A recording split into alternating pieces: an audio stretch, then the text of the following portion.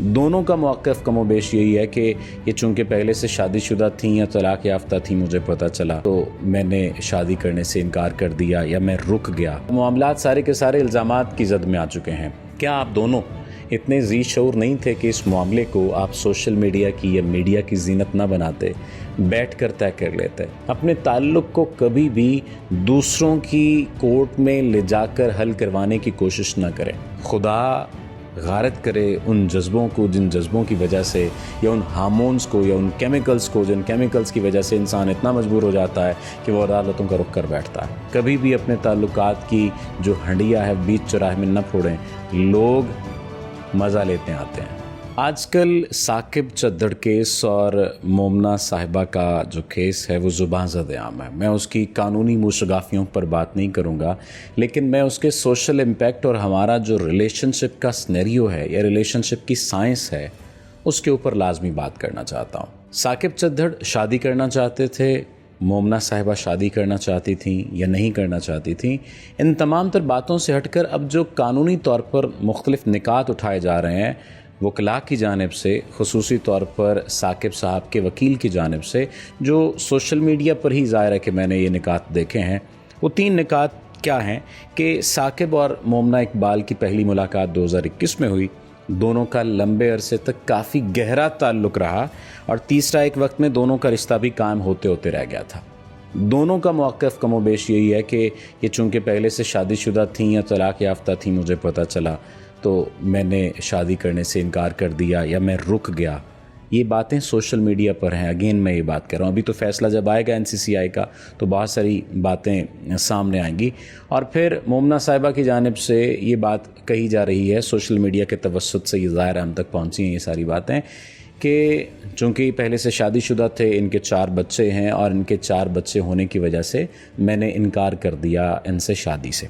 और उसके बाद उन्होंने कहा जी कि मैंने चूँकि अपनी शादी करनी है, अपनी ज़िंदगी गुजारनी है, इस वजह से मैं तुम्हारे साथ मज़ीद नहीं रह सकती। और फिर मुख्तलिफ़ व्लॉग्स हमने सुने हैं जिसमें ये बात कही गई है कि चिन्योट में इनके मंगेतर पर जो है मुकदमा दर्ज करवाया गया साकिब साहब की जानिब से, और फिर इनको भी धमकियां दी गई और इनको भी कहा गया कि न तुम रहोगी न मैं रहूँगा। और इस तरह से ज़ाहिर है कि जब दिल टूटता है या तवक्कुआत टूटती हैं तो जो भी कोई किसी किस्म की बात कर सकता है वो की जाती है। अब चूँकि मामलात क्या है, मामलात सारे के सारे इल्ज़ामात की ज़द में आ चुके हैं। इल्ज़ाम साकिब साहब की जानिब से भी लगाए जा रहे हैं और साकिब साहब के वकील की जानिब से एक बड़ी खूबसूरत और दिलचस्प बात की गई कि किस कानूनी रिश्ते की बिना पर या किस बुनियाद पर ये पैसे जो हैं वो इनको ट्रांसफ़र किए जाते रहे या किस वजह से वो पैसे लेती रही हैं। मेरा सवाल यहाँ पर यह है कि किस बिना पर साकिब साहब ये पैसे उसे देते रहे हैं। वो जो जुमला एक बोला जाता है, there is no such thing as a free lunch, तो मोमना इकबाल जो पैसे लेती रही हैं वो भी उसकी अनसीन कॉस्ट जो हम नहीं देख पा रहे वो पे करती रही हैं, और साकिब साहब जो इस ताल्लुक़ में रहे हैं वो भी अनसीन बेनिफिट्स जो हम बेनिफिट नहीं देख पा रहे वो फ़ायदे उठाते रहे हैं।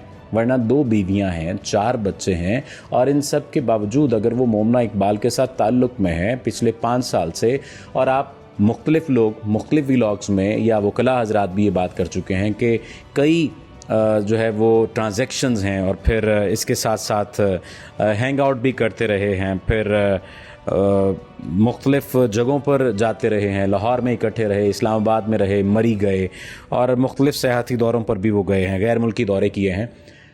किस कानून के तहत गैर मुल्की दौरे किए हैं? कहा गया जी कि 80 लाख रुपए ट्रांसफ़र किए गए। कुछ लोग कह रहे हैं जी 5 करोड़ ट्रांसफ़र किए हैं। लास्ट ट्रांजैक्शन 17 मई को हुई है या 31 मई को। ये वो तमाम तर बातें जो सोशल मीडिया पर की जा रही हैं। मेरा इन तमाम तर बातों या इन तमाम तर मालूमात को आप तक पहुंचाने का मकसद कतई तौर पर ये नहीं है कि आप लोगों को पता नहीं। आप लोगों को पता है, आप लोग बेहतर जानते हैं, मुझसे ज़्यादा सोशल मीडिया को देखते हैं। लेकिन मेरे चंद एक सवालात हैं मोमना साहिबा से भी और साकिब साहब से भी। क्या आप दोनों इतने ज़ी शऊर नहीं थे कि इस मामले को आप सोशल मीडिया की या मीडिया की ज़ीनत ना बनाते, बैठ कर तय कर लेते? और अब ये जो एक दूसरे के ऊपर अलल ऐलान आप लोग कीचड़ बरसा रहे हैं, आप लोगों को नहीं लगता कि ये सारी ज़िंदगी के लिए आपके पीछे पड़ जाएगा, सारी ज़िंदगी आपके ऊपर इसका दाग रहेगा? इन दोनों के केसेस को देखते हुए या केस को देखते हुए मैं आप तमाम लोगों से ये मुल्तमस व इल्तमास करता हूँ कि अपने ताल्लुक़ को कभी भी सोशल मीडिया की ज़ीनत ना बनाएं, अपने ताल्लुक़ को कभी भी दूसरों की कोर्ट में ले जाकर हल करवाने की कोशिश ना करें। मसलन साकिब साहब को लेकर अब सोशल मीडिया के ऊपर एक बाकायदा कैंपेन चल रही है कि जनाब ये फ़लाँ गैर कानूनी काम करते रहे हैं। मोमना इकबाल को लेकर उनके पुराने क्लिप्स को निकाल कर कहा जा रहा है कि ये देखें तो एक्ट्रेस थी, इसने पहले भी ये किया, यानी दोनों की इज़्ज़त उछाली जा रही है। दोनों को ये काम करके क्या मिला? दोनों ने एक दूसरे के साथ लाजमी तौर पर अच्छा वक्त गुजारा होगा। 5 साल अगर ताल्लुक़ रहा है, लाखों रुपए की ट्रांजैक्शंस होती रही हैं, इकट्ठे एक दूसरे के साथ सफ़र करते रहे हैं, तो क्या साकिब साहब की बेगमात को पता नहीं होगा कि वो किसके साथ ताल्लुक़ में है? और क्या मोमना के घर वालों को पता नहीं था कि वो किसके साथ ताल्लुक़ में है? सब पता होने के बावजूद, ताल्लुक़ में रहने के बावजूद, एक दूसरे से तरफ़ैन फ़ायदा उठाने के बावजूद आज एक दूसरे को जलील करने के लिए अदालतों में मौजूद है। खुदा गारत करे उन जज्बों को जिन जज्बों की वजह से, या उन हार्मोन्स को, या उन केमिकल्स को जिन केमिकल्स की वजह से इंसान इतना मजबूर हो जाता है कि वो अदालतों का रुख कर बैठता है और अपने उन अच्छे वक्त के दोस्तों को, लोगों को भी रुस्वा करता है। मैं आप तमाम लोगों से मुल्तमस हूँ कि कभी भी अपने ताल्लुकात को पब्लिक न करें, कभी भी अपने ताल्लुकात की जो हंडिया है बीच चौराहे में न फोड़ें। लोग मज़ा लेते आते हैं, लोग मतलब जितने भी लोग सोशल मीडिया पर देख रहे हैं, क्या वो मोमना इकबाल को कोई फ़ायदा पहुंचा सकते हैं? नहीं। कुछ उसके हक़ में होंगे, कुछ गालियां देंगे। क्या साकिब चद्दड़ को फ़ायदा पहुंचा सकते हैं? साकिब चद्दड़ साहब को लेकर जिस किस्म की बातें हो रही हैं और उनको ये कहा जा रहा है जी कि वो गैर कानूनी कामों में मुलव्वस रहा और उन्हें MPA बना दिया गया और फिर उन्हें सियासत में जगह दे दी गई और उनके सियासी करियर पर सवाल खड़ा कर दिया गया। गलती क्या? सिर्फ़ एक गलती कि वो मोमना इकबाल जो उनके साथ रहीं, वो अब अपनी ज़िंदगी आगे शुरू करना चाहती थी, तो साकिब साहब को ये गवारा नहीं हो रहा था कि वो अपनी ज़िंदगी उनको छोड़ कर आगे शुरू करें। किसी हद तक ठीक हो सकते हैं, किसी हद तक वो गलत हो सकते हैं, लेकिन क्या ये बैठकर तय नहीं हो सकता था? ये बैठकर तय हो सकता था। कल भी जब कोई फ़ैसला होगा तो क्या वो बैठकर नहीं फ़ैसला किया जाएगा?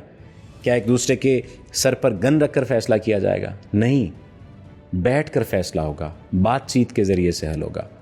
अब एक ये बात कह रहा है कि जनाब ये मुझे थ्रेट कर रहा है, एक ये बात कह रहा है कि जनाब इसने मेरे मंगेतर के ऊपर पर्चा करवा दिया गैर कानूनी और फील्डिंग सेट करने की बातें हो रही हैं, और एक ये बात कह रहा है कि इसने मुझसे पैसे लिए हैं। क्या साकिब चद्दड़ साहब इतने मासूम हैं कि उन्होंने बग़ैर किसी फ़ायदे के पैसे दे दिए? अगर ऐसे बग़ैर किसी फ़ायदे के, बग़ैर किसी रिश्ते के, बग़ैर किसी तरद्दुद के या बग़ैर किसी ले दे के पैसे देना इतना आसान है, तो फिर तो दुनिया में हज़ारों औरतें यतीम मस्कीन मौजूद हैं, उनको पैसे दिए जाते रहें। उनको क्यों नहीं दिए गए? मोमना इकबाल नेम फेम वाली खातून का इंतखाब क्यों किया गया? या मोमना इकबाल ने साकिब चद्दड़ जैसे शख्स का इंतखाब क्यों किया? क्योंकि वो पैसे दे रहा था, या गैर मुल्की दौरे हो रहे थे, महंगे तहाफ़ का तबादला हो रहा था। आप शादी करना चाहते थे, नई शादी हुई, ग्रेसफुली ख़त्म कर सकते थे, लेकिन इसका इतना बैड इम्पैक्ट हमारी मुआशरती रिवायात या मुआशरे के ऊपर पड़ता है या पड़ा है जिसकी कोई इंतहा नहीं। मोमना इकबाल सारी ज़िंदगी इस केस से नहीं निकल सकेंगी। जब भी कभी कोई ऐसी बात होगी, ये केस फौरी तौर पर पॉपअप हो जाया करेगा। साकिब चद्दड़ कभी भी इस मसले से नहीं निकल सकेंगे, जितना मर्जी निकल लें। साकिब चद्दड़ की जब औलाद बड़ी होगी और उनको जो ताने दिए जाएंगे, तुम्हारा ये बाप करता रहा, ये सब कुछ करता रहा है, तो मैं हैरान होता हूँ कि उसका इम्पैक्ट बच्चों पर क्या होगा। तो खुदारा कभी भी कोई भी ऐसा काम करने से पहले सोच लीजिए कि जब भी आप कोई ऐसा काम करेंगे, इसका इम्पैक्ट रहती दुनिया तक रहेगा, सोशल मीडिया रहती दुनिया तक रहेगा, और आपका केस, आपकी वीडियो, आपकी सारी चीज़ें रहती दुनिया तक रहेंगी। इसलिए अपना ख्याल नहीं करते, अपनों का ख्याल कर लें। और ताल्लुक़ की कोई हुर्मत होती है, उस हुर्मत को कायम रखने की कोशिश करें। आपका शुक्रिया।